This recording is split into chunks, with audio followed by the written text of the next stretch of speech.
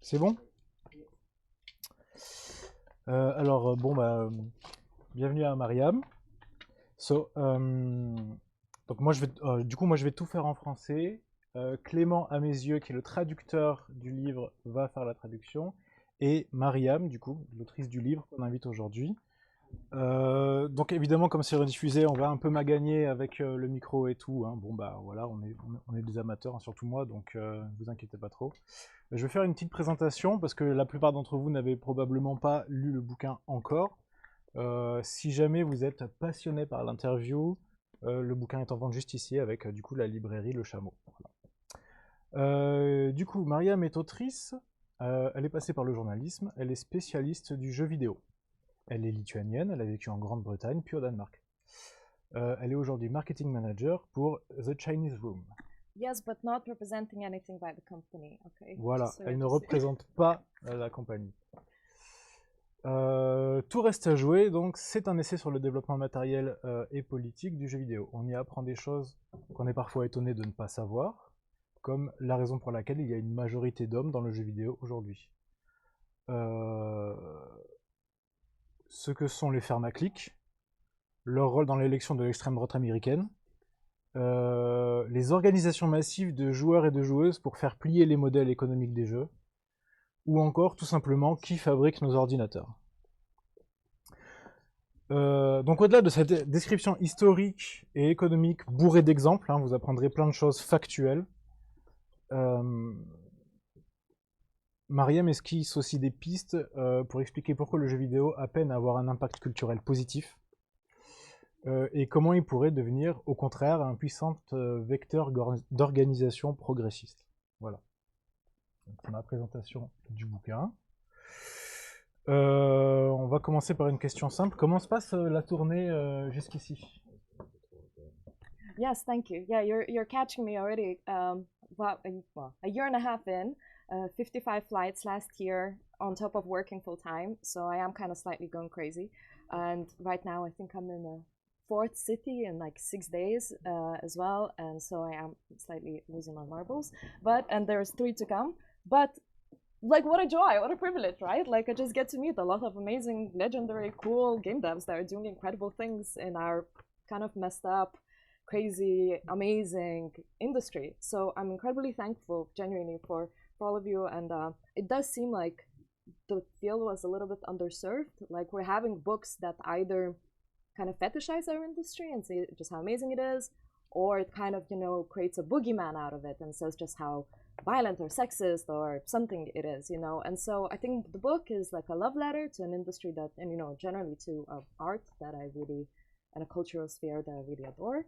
But of course, it has its own its problems, and really being, I felt a bit lonely writing it, and the last year and a half has been just an extraordinary opportunity to meet all the soldiers that are at the forefront of making our industry just so much cooler in a variety of ways. So thank you all for it.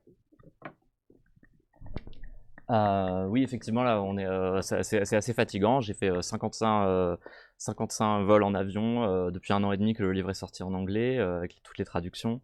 Ici, là, on fait 4 villes en 6 jours, donc bon, bah, c'est vrai que c'est un peu fatigant, mais bon, il y a quand même le plaisir immense de rencontrer plein de développeurs et développeuses partout dans le monde, des gens qui font du travail extraordinaire. C'est vrai que les livres sur les jeux vidéo, souvent, le problème, c'est que soit c'est des bouquins qui vont fétichiser le jeu vidéo, qui vont être un peu sans aucun recul critique, quoi. Et d'un autre côté, on a beaucoup de bouquins qui diabolisent les jeux vidéo, qui en font un épouvantail. Et donc c'est vrai que moi j'ai essayé d'écrire une lettre d'amour au médium, mais qui soit aussi critique, avec tout ce qui a, et vraiment de déplier un peu tout ce qui est merveilleux dans le jeu vidéo, et aussi tout ce qu'il faudrait changer. Et je me suis senti très seul en l'écrivant, mais maintenant ça va mieux, j'ai rencontré plein de gens, et voilà. Et donc merci à tous d'être venus. You know, I'm aware that Toulouse is a city where a lot of the digital arts and technology is being studied here in France, and so I believe that I'm talking with kind of like a new some of the like kind of new generation of gamerkers, a lot of you. And I just, you know, although the next 20 or no how many 40 minutes might end up sounding in some ways alarming, just because, as you will all know, the industry is going through a rough patch in a variety of ways. I do just want you all to really kind of find each other and discuss and organize in ways that can make not only the industry better, but the art in it. And the more we can, I think, create art that does have that kind of human touch, the more we'll make it more sustainable. So yeah, so don't get alarmed, even though we'll be, I guess, ever so slightly in thralls or just kind of worried or something. Je sais que Toulouse est une ville où il y a un grand tissu de jeunes développeurs et il y a beaucoup de gens qui travaillent dans le numérique à Toulouse. Alors c'est vrai que, et donc là on est en train de voir une nouvelle génération qui émerge, bon un peu comme toujours. Et si on va parler de beaucoup de choses qui vont peut-être pouvoir avoir l'air un peu alarmantes à certains moments, il faut quand même que vous gardiez l'énergie de faire des belles choses et voilà, ne vous arrêtez pas forcément sur les choses dont on va forcément parler là, dans les prochaines minutes, qui vont peut-être être un peu alarmantes. Continuez à faire des trucs ensemble et à y prendre du plaisir. Donc tout ça en travaillant à temps plein, comme quoi le télétravail n'a pas encore tout à fait disparu. Du coup, qu'est-ce qui a motivé, quelle est à l'origine l'écriture de Tout, reste, jouer? Thank you. So, how far back do I go? The book is, although it is filled with quite a lot of, I guess, academic and technical and political and anthropological and sociological and cultural knowledge and so on, it is still, I do begin the book and I try to weave my life in through the book as well. So it does have quite a few kind of autobiographical, I guess, stories, especially there at the beginning. So I'm not gonna bore you kind of all the ways that I got into just playing games, then hiding from playing games, then finding that and becoming just very kind of being much more in the political and activist side, hiding from the fact that I was playing games. At some point, games found me. It was when I heard that, well, yeah, the video games and film industry, well, the film industries and music industries combined were bigger than video games. And the fact that, yeah, people like Steve Bannon were organizing in them. So it just seemed like this enormous cultural terrain, but for some reason that doesn't particularly have this kind of more, I guess, progressive voice in it. And one thing came to another. Also, I was then starting to organize the world's first trade unions in around 2018, 2019. We co-founded the British one. We founded the international network and so on. So many things were moving at the same time. I had like a nervous breakdown in 2020, which I think is important to tell that like sometimes it's okay to just step away and find yourself anew. Anyway, I think it was during the silence that came into my world for the first time in many years, and I think for many of us as well, that I felt inspired to actually put it all into paper. I have been doing kind of commentary on games and politics on the internet for a while, but it was that the quietness that came with suddenly, yeah, just not a lot of things happening in my life. That I proposed to Vamso Books, which is the biggest kind of progressive publisher in the world, to write this book, and they like responded within 5 minutes, yes, let's do this. And then it's been an amazing journey to see that, yeah, we have like 7 translations, which is fabulous, and I'm kind of traveling with it on top of working, as you say. So it's been quite a ride, but it just seems like there was just this desire to have slightly more kind of sophisticated conversations on a lot of the themes that the book covers. The book, I will also explain a little bit the structure. So it is divided. Yeah, sure, sorry. Est-ce que tout le monde comprend l'anglais ou pas? Est-ce que c'est dynamic here? Non, je traduis, hein. Oui, non, parce oui. que, je sais pas s'il y a des gens, peut-être que les gens ils sont un peu. Oui. Donc, il y a beaucoup de choses dans le bouquin qui sont abordées de point de vue anthropologique, sociologique, etc. Mais ce que j'ai essayé de faire aussi au début du livre, c'est de relier un peu mon expérience personnelle, moi, ma vie, des éléments biographiques et sur comment est-ce que moi j'en suis arrivé à aimer autant les jeux vidéo. Donc là, je vais pas vous parler de ça maintenant, vous pourrez le voir dans le livre, mais en tout cas, pour résumer très vite, le déclic qui est un peu à l'origine du livre, c'est le moment où on a appris, c'était en 2018, que l'industrie des jeux vidéo était devenue aussi plus rentable que celle de la musique et du cinéma combinés ensemble. Voilà. Et tout ça dans une industrie qui devenait absolument massive et culturellement extrêmement importante, mais sans beaucoup de voix progressistes à l'intérieur, sans beaucoup vraiment de discours progressistes. Donc en 2018, au même moment, c'est le moment où il y a eu une grosse dynamique syndicale dans le monde entier. On a créé à la GDC, à ce moment-là, on a le mouvement Game Workers Unite, qui est devenu un mouvement de syndicalisation mondiale dans le jeu vidéo, auquel j'ai participé. Ensuite, en 2020, j'ai fait une dépression. Voilà, ça arrive et c'est ok. On peut faire de temps en temps, voilà, on a des moments où on va moins bien et puis ensuite on rebondit. Et d'ailleurs, c'est ce moment-là, à partir de 2020, où ma vie était un peu plus vide. Il y avait beaucoup moins de mouvements dans ma vie, que j'ai un peu pu me poser. Et le silence m'a aidé à me lancer dans l'écriture, et c'est comme ça que le livre est né. Après, j'ai proposé à Verso, qui est le plus gros éditeur mondial de gauche, pour le dire un peu, pour résumer vite, quoi, de théorie critique, etc. Et ils ont dit oui en 5 minutes. Certainement parce que justement il y a un manque, il y avait un manque en tout cas sur ce sujet-là, en tout cas de ce point de vue-là. Un manque d'avoir une conversation un peu plus sophistiquée en fait sur cette industrie exigeante. Voilà. Is it okay if I'll go through the structure a little bit so that I explain kind of a little bit as well, because we're kind of talking a little bit around of the book, but I guess I just want to explain in a few words what it actually is. So I think it was the moment that the structure of the book clicked for me, that I was able to, it came out of me, I don't even remember actually writing it that much, because it is structured like a video game, right? Like I think that's when it came to me.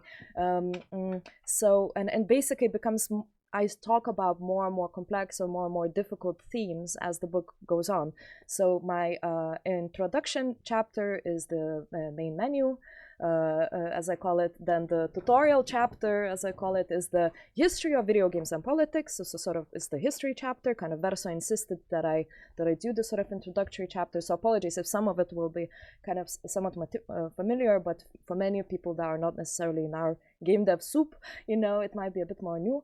And then levels 1, 2, 3, and 4, and the kind of the conclusion is the final boss. And it's been very kind of 50-50 how people have been, whether they've been defeated by the final boss, so they just felt depressed about industry and about video games all put together, or have they felt actually optimistic in a sense of like, there are many tools for resistance, and there are many kind of we are finding each other, people that do want to see the industry different. And I'll just very briefly go through the levels themselves, because I think it's important that I think many of you will hear maybe, oh, you know, maybe it's just another book talking about, I don't know, how political, I don't know, Papers, Please is, or Life is Strange, or whatever. And in fact, I really didn't, I found that talking about the themes of video games to be actually the most boring thing, well, for me personally. And I wanted to get that out of the way very early on. So my level 1 is the theme, you know.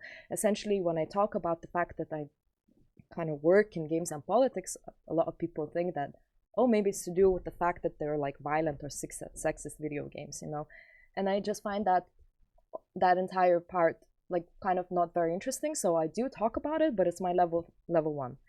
It's the level 2, that is the communities chapter, that things for me personally become much more interesting. That is where I explain, well, the good, the bad, and the ugly. Of course, the ways that you know, that there is a lot of kind of radicalization and the dark parts of the communities in the industry, but also all the fascinating ways that communities are coming together and are creating these very, again, impressive structures of organizing. And I give just a variety of different examples in the book. The efficacy, I'm kind of, I think it's okay to say it because you know the structure so well, so it'll be easy for you to explain. Efficacy chapter is where I bring in my art history or art, I guess, art theory knowledge, because I am kind of an art school kid by education, and I compare political fine art with kind of political games, and I bring in kind of Frankfurt School and all the good on, you know, Benjamins and Adornos, and I look at the ways that some political fine art has that. It's the chapter is called efficacy, and it's kind of looking at ways that is it possible for video games to be not just mere signifiers of politics, but actually to become tools in changing the world, you know, so that are not just to do with themes, you know, because I think that's kind of limited. So I look at ways that games can do it more powerfully, and look at ways that art can do it more powerfully, and ways that games fail, and in the ways that art fails as well. So this is sort of my, it's the chapter that is mostly to do with, I guess, my own personal education. And level 4 is the mode of productions chapter, and I think that's kind of where the sad part really comes and begins, not only through all the different ways that making games is harder and harder through licensing issues and of course just the diabolical state of the monopolization of our industry, but also something that is sadly less talked about, but I think way more important and very unacknowledged, is the fact that for us to have our lovely sexy careers in games, a lot of people in the global south sadly have to suffer, so this is the question that is all to do with the hardware. Other cultural forms suffer way less from that. So sort of the example that I always give that kind of sometimes upsets people, but it is just the truth. I cannot understand how we can talk about making, I don't know, green games or anti-colonial games when really the existence of our industry is making the world much dirtier and much poorer in the global south, and it's really destroying entire communities there, and so it's the original sin, what I call is that entire question. So and the final boss kind of, I guess, asks the reader a variety of ways, kind of whether again you've been defeated or not. So that's kind of the premise, and it's what I'm proud of is that it's really like a bit of a candy box. There's just really set on examples. So hopefully the feedback that I've been getting is that it's an easy read, even though it is kind of going through a variety of quite complex issues at times. Thank you for your patience. J'arrive. Donc oui, la structure du livre. Le livre, j'ai décidé de le structurer comme un jeu vidéo. Donc en faisant comme dans un jeu vidéo, on va passer de niveau en niveau avec des défis de plus en plus complexes. Donc l'introduction, c'est le menu principal. Ensuite, il y a le tutoriel qui est en fait un retour historique sur l'histoire des jeux vidéo que Verso a insisté pour que je mette dans le livre parce qu'il y a beaucoup de gens qui connaissent pas encore ces choses-là. Mais bon, c'est comme un tutoriel dans un jeu, quoi. Alors si ça nous intéresse pas, on peut peut-être le skipper aussi, c'est possible. Et ensuite, donc niveau 1, 2, 3, 4. Et puis la conclusion, c'est le boss final. Il y a une chose peut-être que peut-être vous vous dites, c'est encore un nouveau jeu vidéo, un nouveau livre sur la politique dans les jeux vidéo, donc ça va nous parler des représentations du totalitarisme dans Papers, Please, ou alors de la diversité dans Life is Strange. Non, c'est pas vraiment ça. Ça, c'est le niveau des représentations, des thématiques qui sont dans les jeux, et c'est le niveau 1. Donc c'est le plus simple.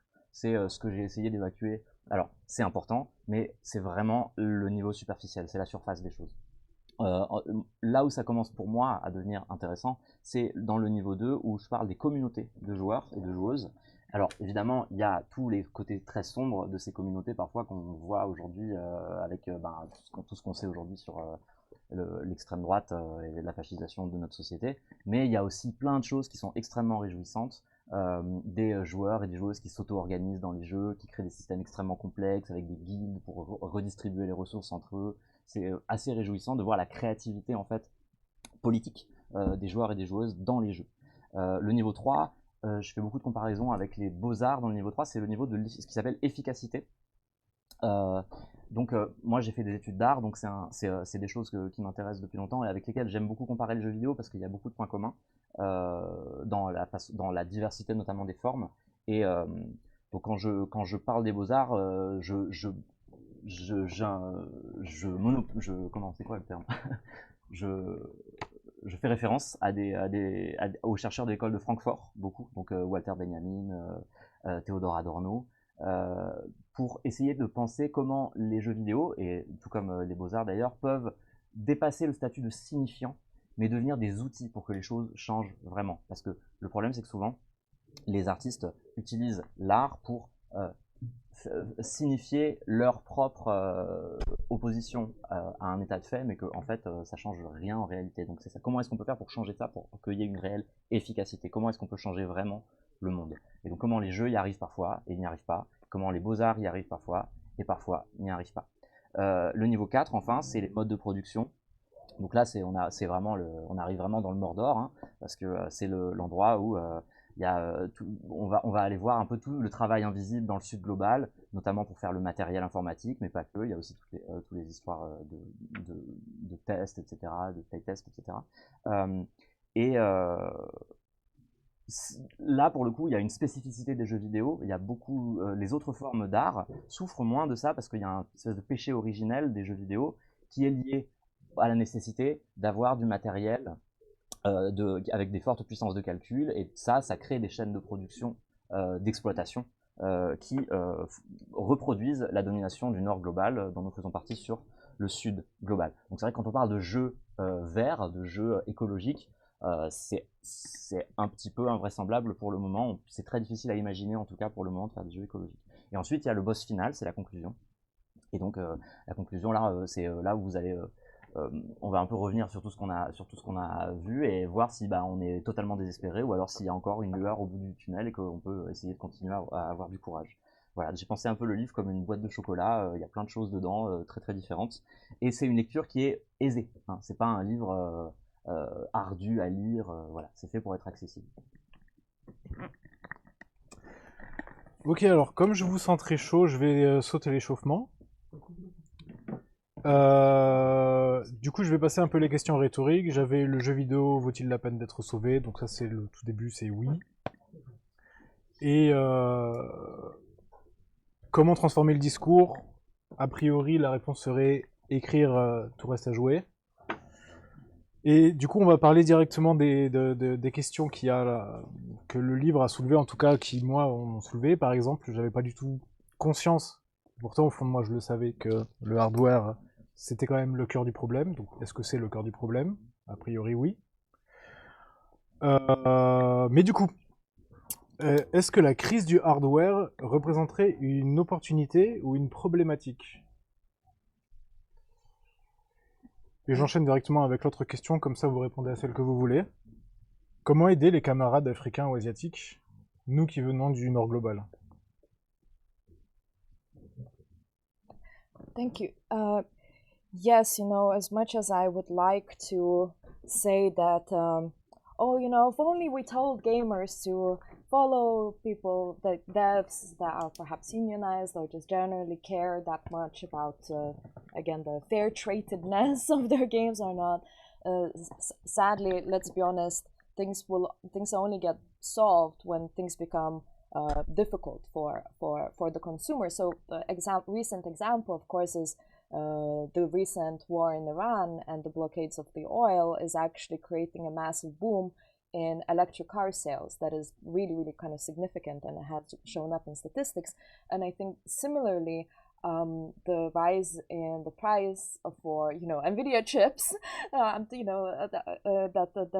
is actually going to probably maybe make some gamers think, okay, what are we doing? How is it that we allow this one company essentially to be in charge of the entire supply chain, right? And I mean, my joke is that I bitch a lot about NVIDIA right now just because I'm mostly regretting the fact that I didn't buy their stock price in 2015, of course, but is what is.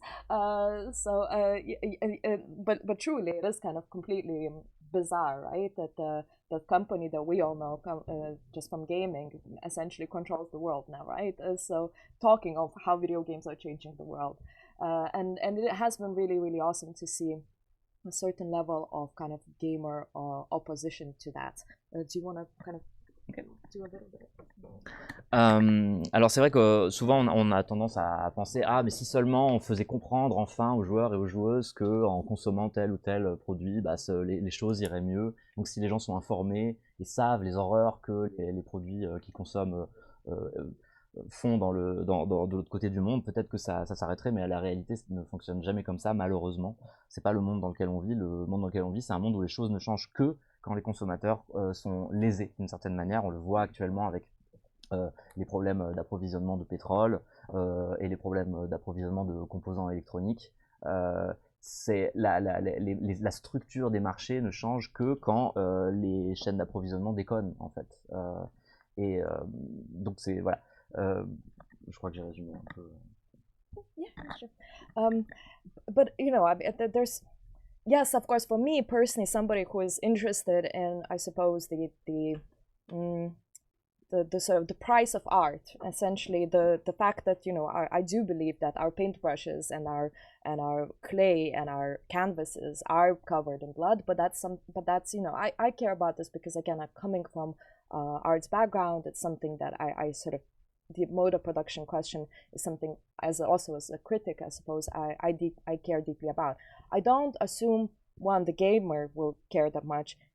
Good, kind game devs will also perhaps care, but fundamentally it is just the blame doesn't sit with us, right? The blame sits with the big seven, right? The 6 or 7, 6, 7, 8, sorry, companies that that control our industry, right? I mean, I really like naming and shaming. It is the, you know, the Valve, Microsoft, Sony, Tencent, Nintendo, and Apple, right? And essentially they control the trifecta of power, as I call it, right? Not only do they make games, not only do they publish games, but they also make their own hardware, and they're monopolizing more and more. I mean, the fact that we have essentially one company that through which we can sell our games, Steam, that's ridiculous, right? That makes zero sense. Is there like one place where you buy all of your shampoos, you know, or like one place where you buy all of your pastry or all of your films even? No. But somehow with video games, this massive industry,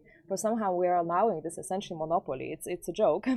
So it's looking again through this sort of these monopolization practices, I think, and hopefully bringing in policy changes towards that is something that we should be kind of pushing, is precisely the structural change. I don't believe there is such thing as like ethical consumption under capitalism, right? Like that's just not going to happen. So we need politicians to be looking into this. The games industry is a bit of a sort of, I call it sometimes like a Schrodinger's industry, as in it gets to be the sort of like we're bigger than music and film industries combined. We're massive. Have you not heard? GTA 5 makes 10 billion, you know, like just we're so enormous. And on the other hand, they'll be like, yes, you know, but we're just a tiny bee and don't put regulations on us, you know, we're struggling, you know, there's so many issues. And so it's no, choose, pick one, you know, like you either are massive, which I think games are massive and increasingly so. There's no problem with consumption. There are gamers, there are more and more gamers. So I don't think that there's like people are even gaming that much less, like to an extent maybe, you know, but the problem isn't as always as it is, you know, just the concentration of revenues, concentration of power, and again, it's not even just sort of tokenizingly, I don't know, like help our comrades in the global south to an extent, of course, and there are unions, for instance, are connecting with unions in the global south, and that's very, very important, of course. But I think, you know, even just starting at home and pushing for policy change where we are, or whether that's on the country level, on the EU level, is I think the most important thing, because you know, they're not going to change themselves unless you push them.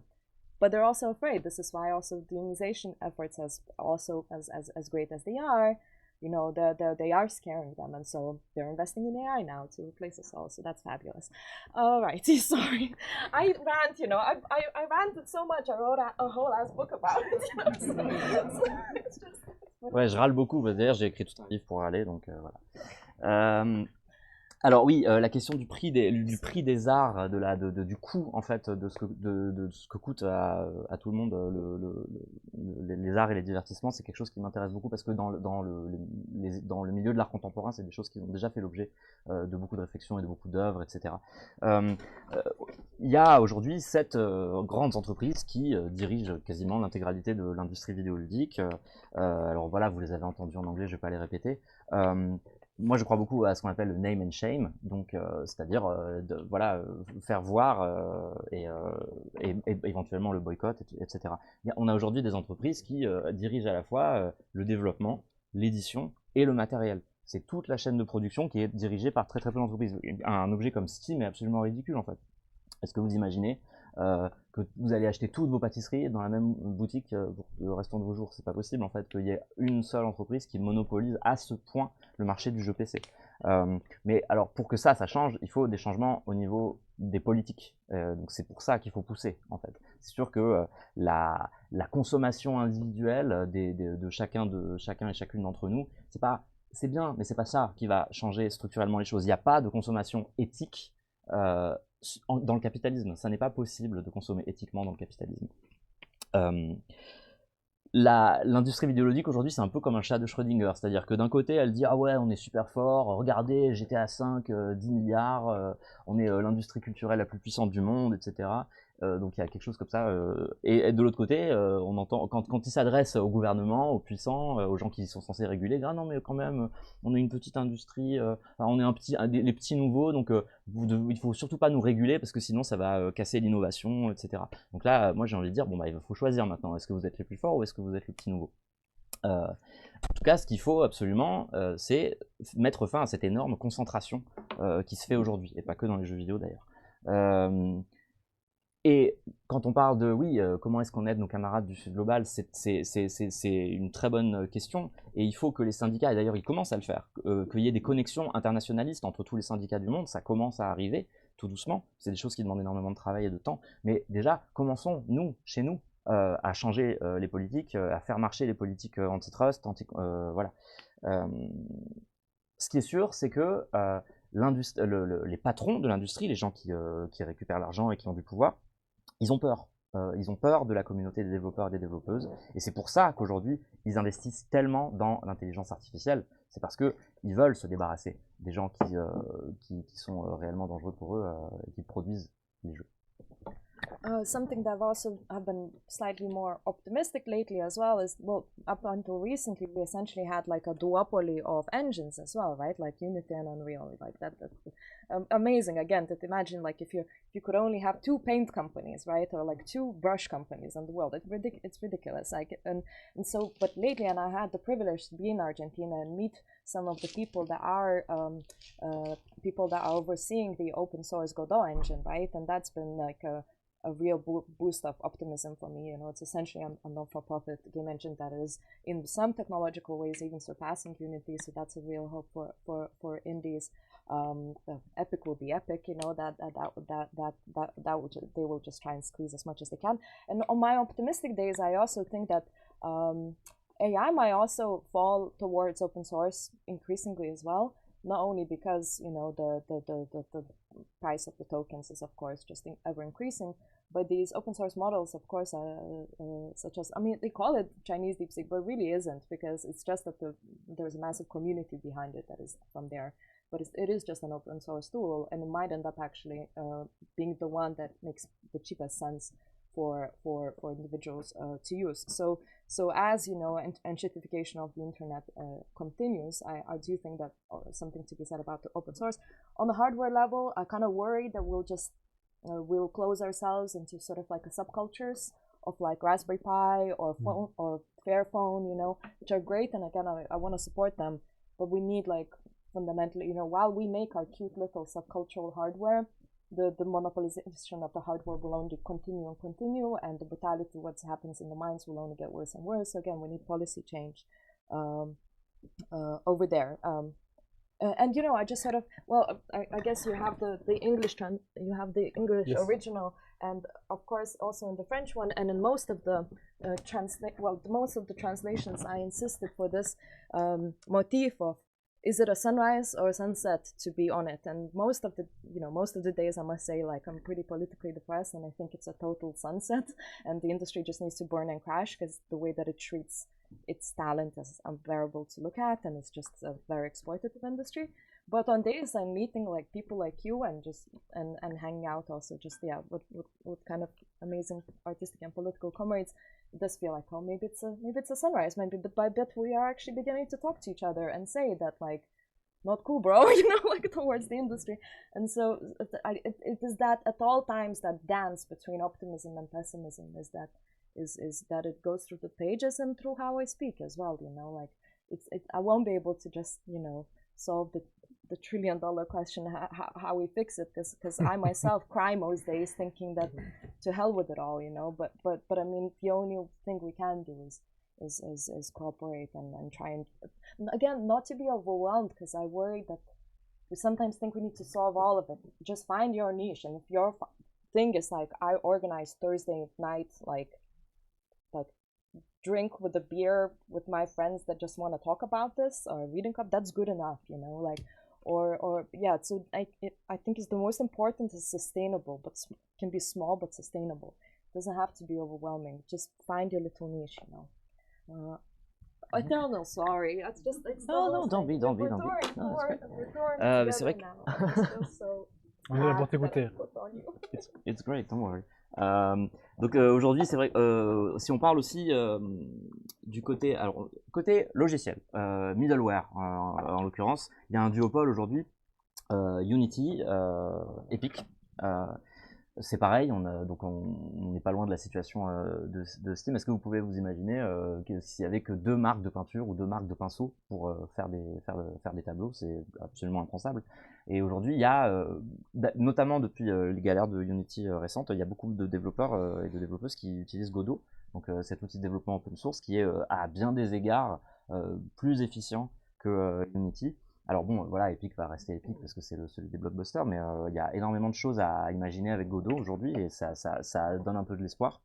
Et on peut aussi imaginer même des intelligences artificielles qui pourraient être open source. D'ailleurs, DeepSeek, qu'on appelle souvent l'intelligence artificielle chinoise, c'est un logiciel open source qui est extrêmement collaboratif dans la façon dont il a été fabriqué et dont il fonctionne. Côté hardware,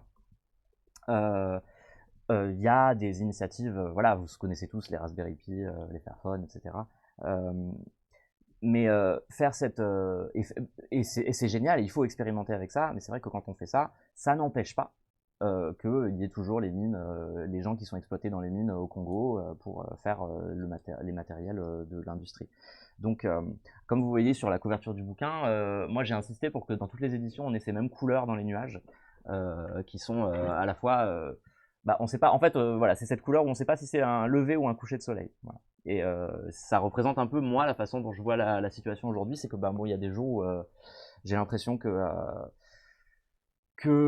tout part en couille, qu'il faut tout brûler, et que c'est bientôt, et que cette industrie, il faut juste qu'elle disparaisse parce qu'elle est trop nocive, en fait, pour le monde. Et puis, il y a d'autres jours où notamment quand je rencontre les développeurs et les développeuses où je me dis que il y a plein d'espoir parce qu'il y a plein de gens qui ont plein d'initiatives et qui fabriquent plein de jeux comme vous le faites ici. Donc voilà, c'est une espèce de danse un peu entre ces deux pôles. Et en tout cas, ce qui est sûr, c'est que moi, je vais pas répondre toute seule à la question à $1 million, de savoir comment est-ce qu'on sort de ces pratiques néfastes. La réponse, c'est il faut s'organiser ensemble, il faut expérimenter ensemble, il faut se retrouver avec des amis qui aiment ça, il faut faire des choses, tester des choses. Et si c'est juste vous retrouver avec des potes, bricoler des jeux en buvant des bières, c'est ça en fait, c'est bien, c'est ça le truc. Voilà. Du coup, pour pouvoir vous laisser poser des questions, je vais passer directement à la conclusion. De toute façon, la plupart des questions, c'était des trucs qui m'intéressaient moi particulièrement. Donc, il y avait au moins 10 questions sur l'apocalypse et une question sur la notion de play boring. Donc, si jamais vous voulez poser cette question, ça m'intéresse beaucoup. Qu'est-ce que le play boring? Comment ça a été traduit? Et est-ce que c'est une opportunité de professionnalisation? Ça, évidemment, je vous laisserai lui poser la question. Et du coup, du coup, je vais poser la question de conclusion, parce que comme ça me permet de rebondir directement sur ce que tu disais toi. Dans ta conclusion, tu cites Artificial Health de Claire Bishop. We need to support progressive transformation of existing institutions. Donc, il faut soutenir les transformations des institutions existantes.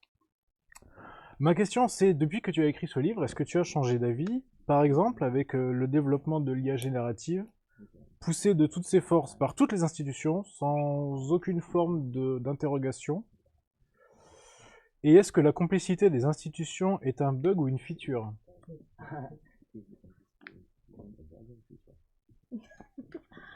I feel like you might be referring to something and maybe some local stories as well. Is it to do with the fact that many of the current governments are investing in LLMs? Do you mean c'est l'exemple que je saisis. J'ai l'impression que tu fais référence à quelque chose de local. Est-ce que tu veux dire que tous les gouvernements actuels investissent beaucoup dans les LLM, dans les modèles de langage?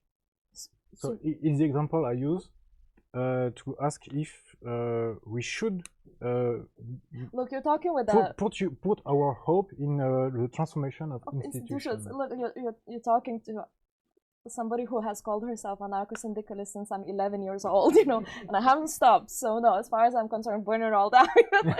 but of course, you know, we sadly live in a society, you know, and I do want to also reach an old age, and so of course I have to find a language myself, you know, with whatever audience I speak to. You know, I sometimes also consult like some governmental organizations in particular to in regards to models of funding. That's something that actually I do want to I think is an interesting question. You know, and if you talk to university, like I think, so yeah, it really depends on the institution, right? I mean, it would be devastating for me to hear if just because perhaps universities are making license deals with, I don't know, whether it is OpenAI or Anthropic, that then they are pushing, let's say, Gen AI onto the students, right? Like, I mean, again, it's just that would be devastating. Similarly with countries, although I will, as I am quite EU pilled, so to an extent I do believe that the EU will be the first one to rein some of it down, but to then inform some of this kind of funding question in terms of demands, for instance. I don't know how it is here. Well, I've been informed a little bit that it is similar here as it is in Denmark and the UK, and I know those contexts the most because I lived in both of the countries. That, for instance, in order to get funding for your video game, if you're just an indie developer, you have to show a certain like national interest, let's say. So the Danish have to show like, oh, something a bit Dany, like something to do with Denmark, you know, and the Brits is this with the Brits it's the same, you know. So for instance, if you came to a Danish government with the game like Tetris, like they wouldn't fund it because for them it's just a mechanic, right? There's nothing Dany about it. So and it's very, very limiting. So one of the demands, and something that I'm talking to with some other smaller countries, some other smaller kind of countries, governments that don't have funding yet, is what if we said that the way that the games would be, or game companies would be funded, would have nothing to do with you know, the theme, the cultural aspect, let's say, but it would have everything to do with the mode of production. So let's say you know, I'm from Lithuania, I'll use that example, you know, like a Lithuanian government will give money to companies that are unionized, or companies that use perhaps green tools, whatever that will be, you know, or cooperatives. And that's the only thing. You can make your Call of Duties and Candy Crushes, you know, they don't care, as long as those are the rules. And I think, well, not only would that actually make massive games, because you're not making somebody have some sort of, again, that kind of cultural aspect, which then puts games into brackets. They can be as mass appeal as you want. And I think the first country also that will kind of announce such a scheme will also just get a lot of cool people moved to it, to just do that kind of stuff. And I think it will pay for itself a lot quicker as well, because you're not putting people into smaller, more, I don't know, like narrative-based games or something like that, you know. So that obviously I tried to explain even the concept of public funding to Americans. I remember they were just like, literally, I might as well could have spoken Chinese to them. They were not getting it at all. Wait, you get money to make games? What is, you know? Yeah. So sorry. So within European context, I feel safe to say that that potentially is an option. Yes, and. So yeah, and I also say a couple of course, you know, unionization, everybody should be in them, and there's a variety of approaching one's activism within it, you know. Again, as a legitimate industry, it only makes sense for you know, for to have representation. It shows a certain maturity of the industry, so you know, the industry bosses don't even have to fear it. It's actually a way to gauge your community's feelings and so on.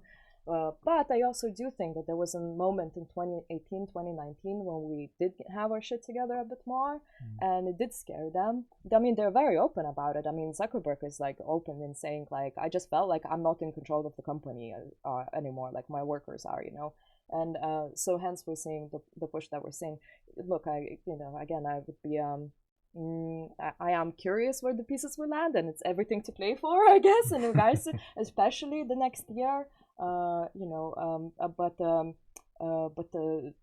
Again, it's sort of like forming into collectives and creating sort of collectively coming up, I think, with proactive policy solutions would be the way to go. I've been very inspired by the European Union level campaign that was to do with, I forget its name, I'm so sorry, you will all know. It's the purchasing of the games, the fact that you can, you know, Stop killing games. there we go, yes, exactly. I was like, I knew it's oui. something kind of a bit basic, you know, but there we go.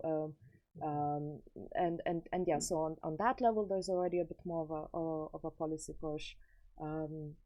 So yeah, so there are a variety of kind of different things going on, but that is on a good day, you know, when I wake up and I think, yes, let's make the world better, and not just kind of crawl and just slay the spire for, I don't know, 2 days in a row.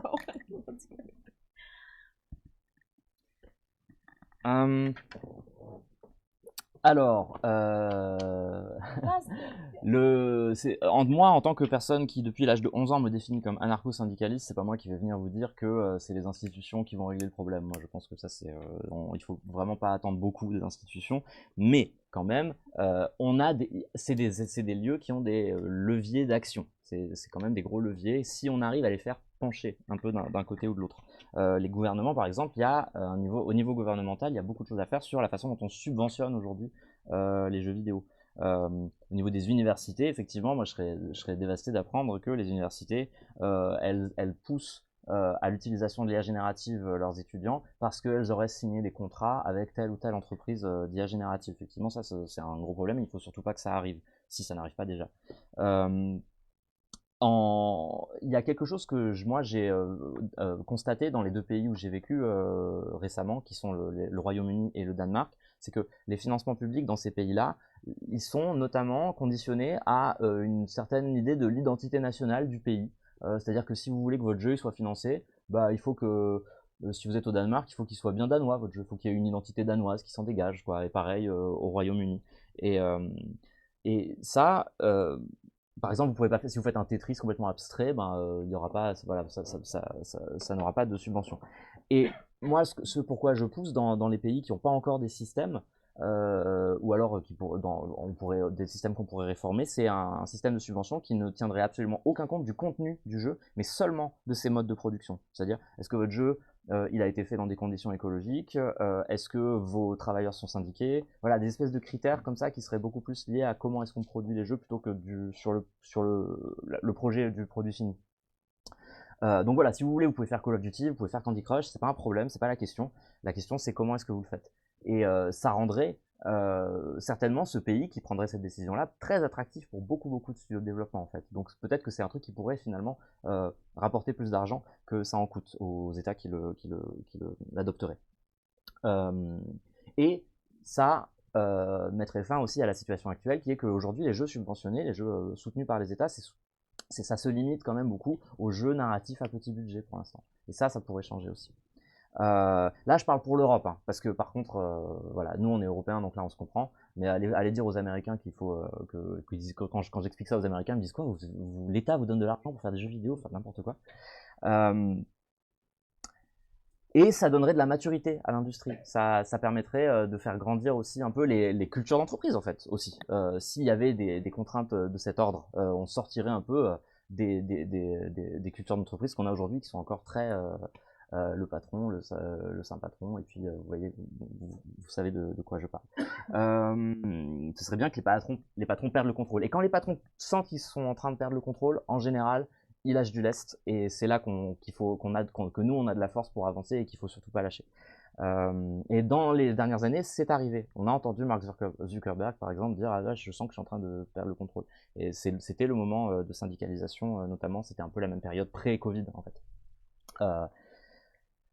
Et il y a des campagnes collectives. Voilà, mon conseil, c'est travaillons collectivement, faisons des campagnes collectives. Il y a notamment cette campagne collective qui existe en Europe et qui est assez admirable. C'est la Stop Killing Games pour que les jeux cessent de disparaître des plateformes quand ils sont plus en service et tout ça, pour la conservation du jeu vidéo. Bon voilà, ça c'est quand je suis optimiste et que je vois le lever de soleil et pas le coucher de soleil. Mais bon, ça arrive aussi qu'après je replonge et que je passe des journées à jouer à Slay the Spire. A couple of more random thoughts. I'm sorry, just think of that kind of like a future. What is to come? Some prognoses. I do think that the release of Grand Theft out of 6 will be interesting, just because just the level of marketing that there will be. I mean, I can imagine they'll be on SNL. They'll probably be like, the voice actors will be like in the Met Gala, you know. It will be a real pop culture moment. I really, really believe it, just because I think it will be no holds barred, right? I think the gaming will just be massively on mainstream during that particular moment. And I think it's all of our responsibility in a way to be commentators, to put our line out there, to push, like, you know, push articles to your, whether local newspapers or any newspapers, with the line, you know, okay, so industry, what does it mean? What do we want? You know, I think at that time we're going to be all have to be very, very ready to say what we want, what we need, and how do we produce, you know, more successes like this. Because I do think, I mean, you can imagine games entering, you know, the Vogue magazine and paparazzi age and so on. Of course it will happen, but, you know, whether that will just end up also kind of art washing the industry, or whether we can also come in with demands, that's very important. I do think that there is like a, you know, politicians, millennials are going into being ministers and politicians, and so, and, you know, and many of them are gamers, and so I do think we're just going to have more and more of our people also in positions of power, and they will be thinking about these things, which is again important to create those connections, to have conversations with these politicians about what their thoughts are on this. And something that an example that sadly is not in the book, as I've heard about it already after the release of the book, but that was like really kind of something clicked for me as well, with this massive question of the mines, you know, and how awful they are. It is not a completely unsolvable question. I found out that the jewelry maker Tiffany, you know, and they're like the highest, like the most high-end, I guess, jewelry maker, that they have already 10-15 years ago founded an organization called IRMA. It stands for something, it's something international, something Mines Association. And what they do is that they give licenses only to mines, you know, for diamonds and so on, where the mine can show that there's good working conditions in it. And, you know, and those mines want to comply because they want to work with literally the highest end jewelry maker. And for Tiffany, it's like, you know, people buy their engagement ring, is one in a lifetime kind of purchase for them. They want to know it's not a blood diamond, right? And so and this is a perfectly working scheme. So what is stopping the big 7, or at least one of them, in order to be a good guy, to do the same thing, right? So these structures, again, they exist in maybe slightly in other industries, and we need to just find ways to apply them to us. We are not, you know, as much as we want to say, and as much maybe as our bosses want to say when it comes to unionizing, we're not some sort of special bean industry. You know, we don't need to reinvent the wheel in a lot of these things. Of course, I'm talking about reforms here, you know, like not necessarily revolutionary solutions, which I also want, you know, but on the reform level, I do think that there are many avenues to get to it. Ok. Non. J'espère qu'elle a répondu à vos questions. Je te laisse finir, mais là, ce sera la fin, parce qu'après, on n'a plus du tout le temps. Ah ouais. Ah bah oui. Avec la sortie qui arrive de GTA 6, il y a un moment où il va falloir qu'on soit bien réveillé, nous en tant que communauté en général. C'est un moment où le marketing va être au maximum. On peut imaginer qu'il y aura GTA 6 dans le Saturday Night Live, qu'il y aura des acteurs de GTA 6 au Met Gala, qu'ils seront en couverture de Vogue. On peut imaginer ce genre de truc, ça devient imaginable aujourd'hui. Ça va être un moment où le jeu vidéo va être au centre de la culture populaire et de l'attention médiatique. Et donc nous, à ce moment-là, ce serait bien, et c'est vraiment une énorme opportunité pour nous, de pousser nos thèmes, la façon dont nous, on voit les questions qui seront traitées à ce moment-là dans les médias, et donc pousser nos revendications, faire que les bonnes questions soient posées et pas les mauvaises. Voilà. À ce moment-là, il y a vraiment une ouverture qui va se présenter, et ça va être un moment déterminant pour le futur du médium, à mon avis. Donc là, à ce moment-là, il va falloir que nous, de notre côté, on pousse. Et sur le plus long terme, là, on va arriver aussi dans une décennie où les millennials, les gens qui sont nés avec les jeux vidéo et qui connaissent bien les jeux vidéo, vont commencer à accéder au pouvoir. Ça commence déjà à arriver. Il y a certains politiciens qui commencent à rentrer dans cette catégorie. Et là aussi, il faut, nous, qu'on soit capable de leur parler, parce que eux vont avoir notre oreille de manière un peu plus... Aujourd'hui, ils y comprennent rien encore, ceux qui sont là. Mais bientôt, ça va changer aussi. Donc ça, ici, il faut s'y préparer et apprendre à leur parler. En tant qu'organisation collective. Il y a un exemple, par exemple dans le domaine de la bijouterie, il y a cette entreprise qui s'appelle Tiffany qui